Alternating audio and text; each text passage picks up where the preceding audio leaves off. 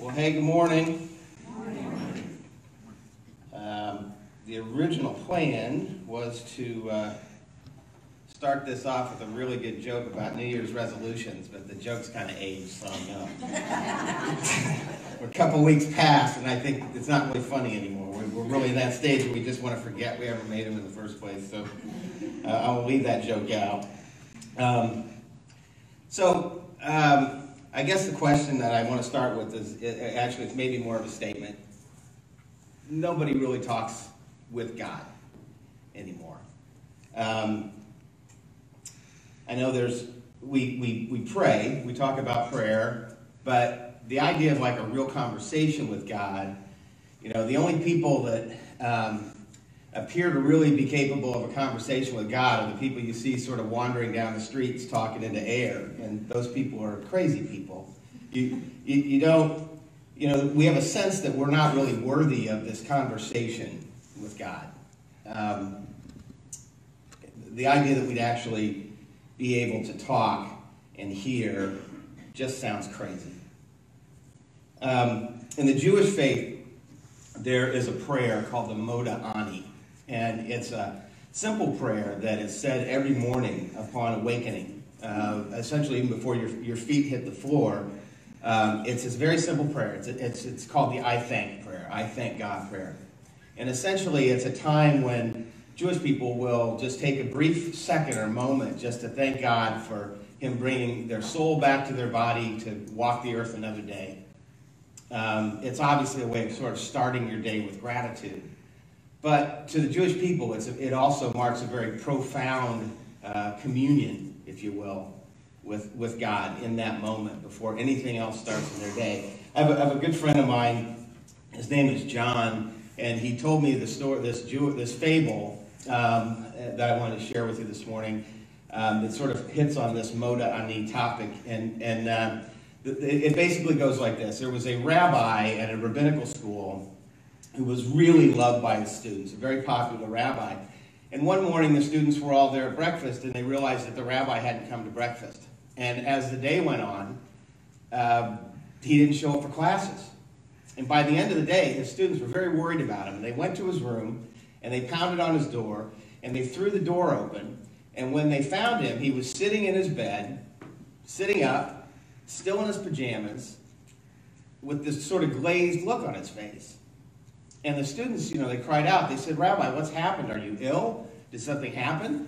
And the rabbi said, "Students, this morning I awoke and I said the Moda Ani. I said, I thank God." And he said, "That's when it hit me. I thank God." He said, "I was overcome by the magnitude of that, the conversation that I would actually be talking to God." And he said, "I've been sitting here all day pondering the greatness of this moment." Now, my personal prayer experience is not quite as profound as that. I'll take you back to a history of Mark's prayer experience, if you will. The first prayer that I learned was one that probably many of you did. It goes something like this. It goes, "Now I lay me down to sleep. I pray the Lord my soul to keep. If I should die before I wake, I pray the Lord my soul to take." If I should die before I wake. What sadist teaches that to a 5-year-old? I was thinking about it, I'm thinking my dad coming in, go learn this prayer, if I, go ahead and say the prayer, and then if you die in your sleep, hopefully God will come take your soul before something else happens to it. Sleep well. My next experience with prayer was also like probably a lot of yours. The next thing I did as I got a little bit older is I learned the Lord's Prayer. That prayer is recited over and over again in churches all over the country. And so I learned that prayer too. And there was a great thing about learning that prayer because everybody else knew it. So by learning to say the Lord's Prayer, I felt very much like I was part of a community as a young kid. And so that became very important to me. Now, the truth is, I never paid a whole lot of attention to the words. In fact, I read a book about 8 months ago that's a whole book that breaks down the Lord's Prayer in total. And I got to tell you the honest truth, it's the only time that I've ever really paid attention to the words. I've said them thousands of times, but I've never really listened to what they mean. But that's a cool thing, that it's something that if you grow up in a Christian-based church, you do learn that prayer, and it does make you feel like you're part of a community. And that's not really a bad thing. When I got older, my prayers kind of evolved. My prayers sort of took on a different shape. The truth is, as I got to be a teenager, I didn't pray very much. I found myself sort of slipping away from God in those days. I didn't really pay a whole lot of attention to God. The only time really that God worked his way into my life, and when prayers came about, was when I got into this thing that friends of mine refer to as foxhole prayers. These are the prayers where I was praying to sort of protect myself from some looming consequence that was probably the result of my own stupidity. You know, the examples of fox, or they might also be things that I was trying to control that I couldn't control. There were all kinds of times. You know, there were prayers like, "Dear God, please don't let my car run out of gas, even though I've been driving on empty for 2 days." "Dear God, don't let me flunk my math test, although I didn't study for it last night. Dear God, don't let my parents get divorced. Dear God, I really need this sale." And then there were times that I negotiated with God too in prayer. "Dear God, if her dad is not waiting up when we get home, I promise I will never keep her out past curfew again." Those are the kind of prayers that I said in those days. And the funny thing about foxhole prayers, for me anyway, was they essentially became sort of a scorecard for God. If the prayers didn't come true, I basically wrote that down as either God didn't exist or he wasn't going to share his grace with me. Now, I've made no secret in this room. If you know me, you know that there was a time not long ago that I went through kind of a rough patch in my life, and during that time I got kind of desperate. And the awesome thing now that I'm able to look at it now that it's in my rearview mirror is that I realize that it was in that moment of desperation that I was able to actually really connect, I think for the first time, with just how God's grace could come into my life.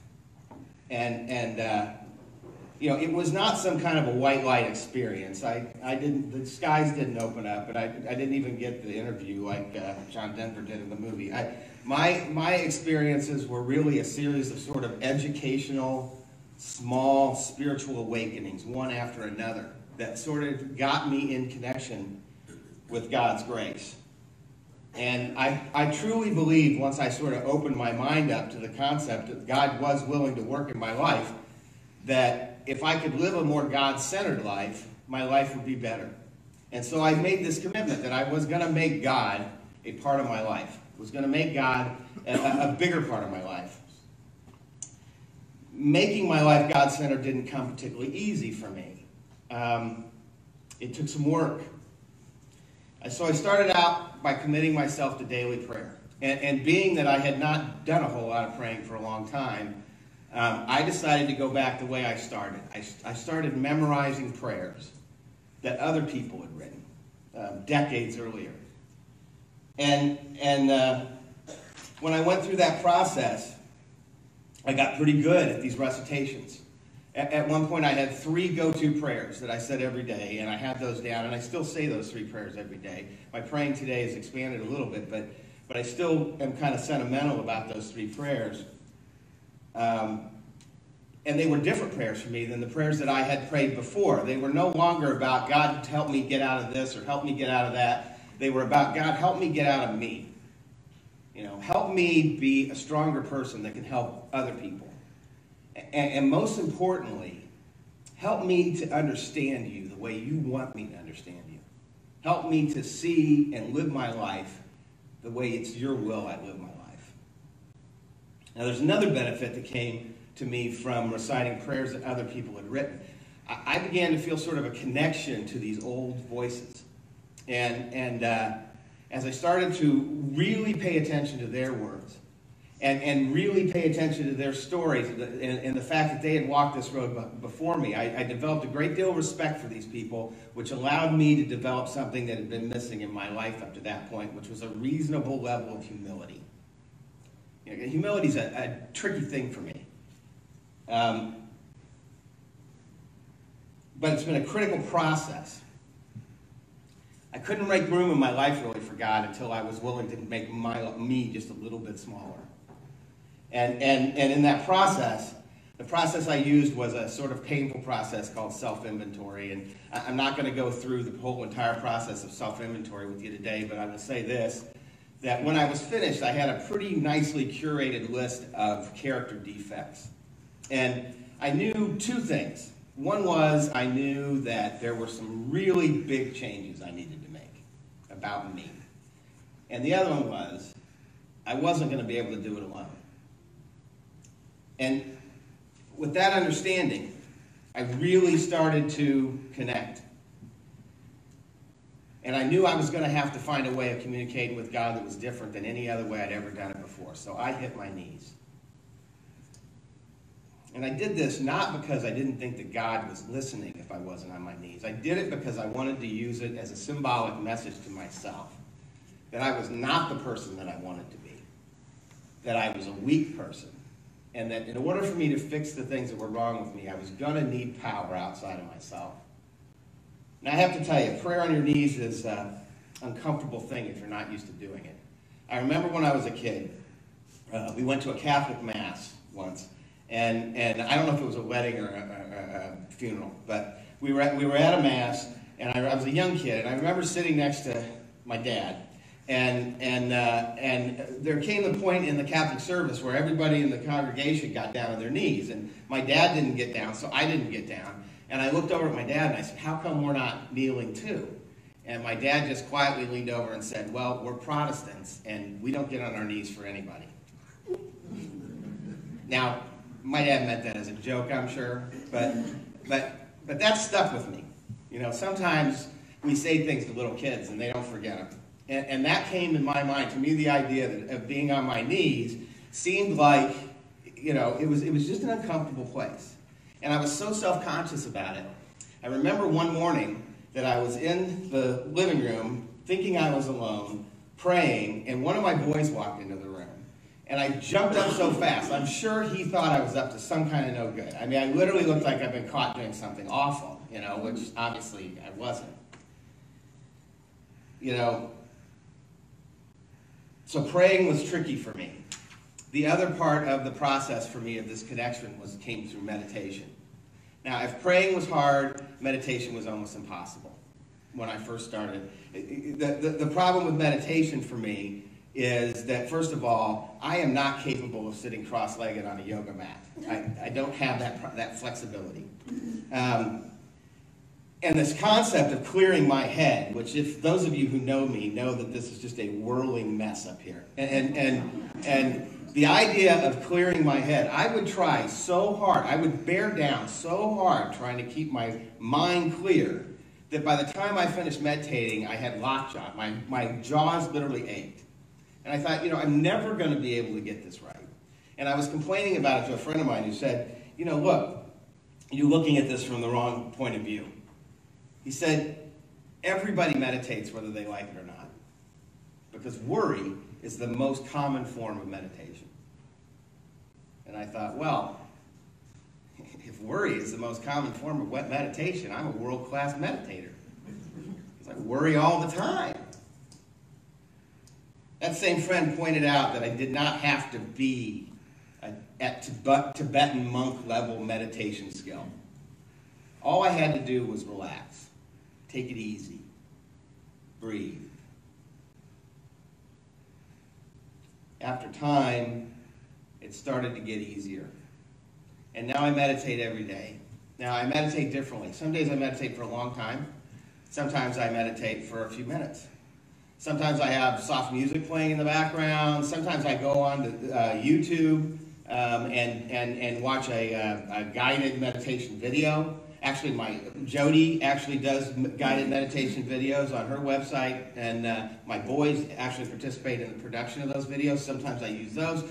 Sometimes I read spiritual literature. Sometimes I just sit. You know, I don't have some great daily ritual of meditation, but the whole idea is to get myself still, physically and mentally still. And when I do this, this crazy thing happens where I begin to develop a sense of what God's will is for me in that time. You see, I don't hear God's voice in my ears or in my head. My head is full of the stuff that blocks me from God. You know, my head is full of things like resentment and fear and selfishness. It's full of things like justification and ego. Now, it's not here that I hear God. I hear God here. It's in a place behind my heart. I think it might be my soul. You know, I think we all are capable of hearing God's voice here. And I'll give you an example of why I think that is. Think about back when you were a kid. And think about your grandma. We'll just say you're at grandma's house. It's almost dinner time. You're in the kitchen. And on the kitchen table is a plate of cookies that grandma made earlier. And grandma's over at the stove working on finishing up dinner. And you're looking at those cookies. And you're thinking, boy, I would really like to have a cookie. But you know that as soon as you go over and grab one of those cookies, your grandmother's going to wheel around and she's going to yell at you that you're going to ruin your dinner. And she'd be right, because I've never had one of anything in my life. So I would have a lot of cookies, and I would ruin my dinner. I'm not talking about me, I'm talking about all of you. So let me go back to that. And sorry, I got off on a tangent. So we're thinking about these cookies. And we might come up with all kinds of things in our head. You know, there's justification for why we deserve those cookies. I mean, after all, Grandma made these cookies. Grandmas made cookies for grandchildren. So I ought to have one of those cookies. Then there's Grandma over here who's going to be mad. And you know, we go back and forth with this and we make this decision. Even when we're a little kid, we go back and we make this decision. And I don't know what you did in this scenario. I don't know if you took the cookie or if you didn't. But here's the crazy thing. In here, you always knew. You always knew what the right decision was. You know, all my life, I've made bad decisions with the help of what I keep up here. But never did any of those things happen that I didn't know and hear what was going on. And I'm convinced that that's the voice of God. I'm convinced that that's where God talks to me. That's where I hear it. I try to practice something today that I've called sort of jokingly heart thinking. I mean, we know the heart is a muscle. It's not your brain.